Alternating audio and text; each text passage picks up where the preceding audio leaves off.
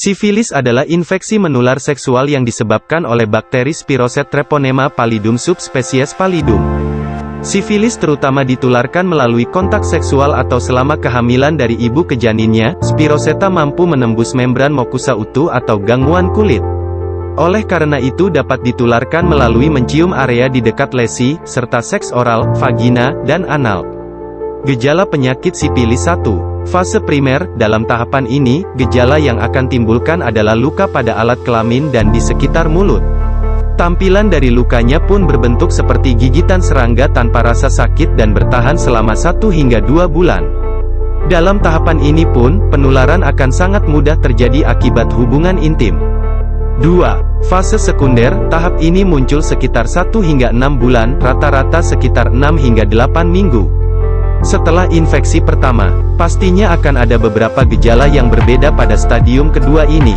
Ruam kemerahan bisa muncul tanpa disertai rasa gatal di bagian-bagian tertentu, seperti telapak tangan dan kaki, atau area lembab seperti skrotum dan bibir Miss V.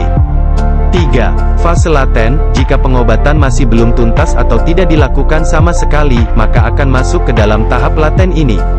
Ini adalah tahapan setelah seseorang terinfeksi dan ruam pada tahap sekunder hilang. Pengidap tidak akan merasakan gejala apapun dalam beberapa waktu. Tahap laten bisa saja gejala bertahan hingga 1 tahun atau bahkan 5-20 tahun. 4. Fase tersier. Jika tidak diobati, tahap akhir ini mungkin akan muncul dalam waktu dini, yaitu 1 tahun. Selain itu, tahap ini juga bisa muncul kapan saja seumur hidup. Tahapan ini merupakan tahapan yang paling menular. Daun sirih. Sirih merupakan tanaman asli Indonesia yang dapat tumbuh di dataran rendah maupun dataran tinggi, dengan ciri-ciri batang berwarna coklat, merambat dan beruas tempat keluarnya akar. Daunnya yang tunggal berbentuk jantung, berujung runcing, tumbuh berselang-seling, bertangkai, dan mengeluarkan bau yang sedap bila diremas. Minyak atsiri dari daun sirih mengandung minyak terbang, betipenol, sesquiterpen, pati, diatase, gula dan zat samak dan kafikol yang memiliki daya mematikan kuman, antioksidasi dan fungisida, anti jamur. Cara pembuatan: siapkan air sekitar 5 gelas, lalu masukkan daun sirih 30 lembar, dan masukkan gula seperempat gula aren, 1 sendok makan garam dapur. Cara pemakaian: minum air rebusan sebanyak 3 kali sehari. Dan apabila Anda tidak ingin repot membuat ramuannya, kami mempunyai solusinya, yaitu melakukan pengobatan dengan obat herbal Gangjie dan Gosia.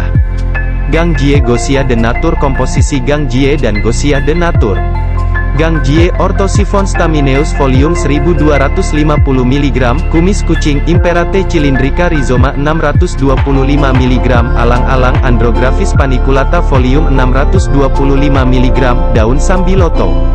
Gosia, Lumbrici rubelli 2500 mg, amilum 183 mg. Aturan minum: Gangjie, sehari 3 kali 2 kapsul setiap 1 jam sebelum makan. Gosia, sehari 3 kali 2 kapsul setiap 1 jam sebelum makan. Manfaat obat Gangjie Gosia de Nature. Gangjie Gosia de Nature bermanfaat menyembuhkan berbagai penyakit kelamin pria dan wanita seperti sifilis, raja singa, gonore, kencing nanah, klamidia, keputihan abnormal, berbau, infeksi saluran kemih, kencing sakit panas, anyang-anyangan, kencing keluar darah, flek di celana dalam, luka, sariawan pada kemaluan, benjolan, bengkak pada kemaluan, dan berbagai keluhan penyakit kelamin lainnya. Untuk konsultasi dan pemesanan hubungi 0878 1276 4996 dan 0882 2125 7311.